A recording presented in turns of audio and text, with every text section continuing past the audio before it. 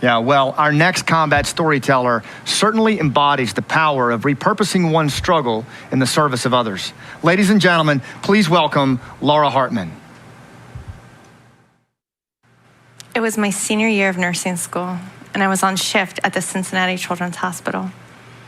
I was standing in the nurse's station, looking down at my palm where this tiny little yellow pill was sitting. Valium. I knew it was wrong. I opened my mouth, I popped it in, and I swallowed it anyway. I immediately knew I had a problem. I had just walked out of one of my patients' rooms. He was an 8-year-old boy with terminal cancer. He was Arabic. In my mind, he represented every child I had seen in the Middle East. The moment his brown eyes connected with mine, I felt a connection, and then I was blindsided by a flashback. It felt like the weight of war was riding on my shoulders. Was this cancer from the burn pits? Did war follow me here? I wonder if those little Iraqi girls are still alive. These questions would haunt me for years. I was confused. I felt responsible. I blamed myself for my patient's cancer. I believed it too.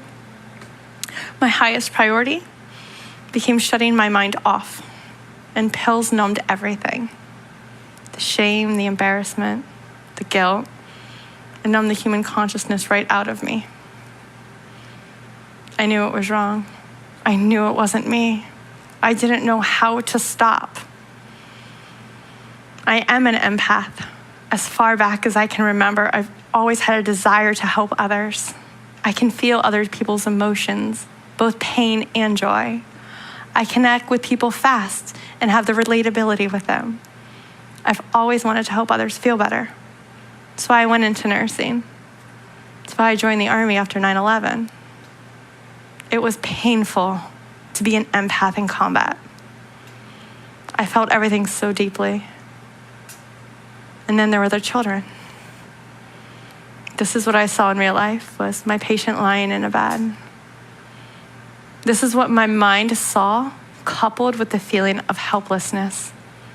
Photo of 3 Iraqi girls that I would go out the gate in this gun truck and they were there. They reminded me of me and my sisters. After combat, I pushed my sisters away even harder. I missed having meaningful connections with them. On Christmas Day 2013, on my own free will, I flew 750 miles and checked myself into a private rehab. One of the first people I met at the center said, "Hartman, why are you here? You just blew 0.0. You have the education. You have the knowledge." I abruptly cut her off. "I don't know how to apply it. All I know is I'm addicted to benzodiazepine. It's going to take 9 months to detox out of my body. I don't know what that's going to look like. I have no idea what that's going to feel like. I didn't want to eat a bullet, so I came here." I went from following commander's orders to following doctor's orders. But the incredible support team at the center are the ones that taught me the power of positive social connections. I'll never forget my peer-to-peer mentor, Armando. He had 2 sisters too. He led with his heart wide open. He ran all the outdoor adventures. He was there to encourage me when I needed it, and he was there to give me a swift kick in the ass when I needed it too. He was respectful and respectable.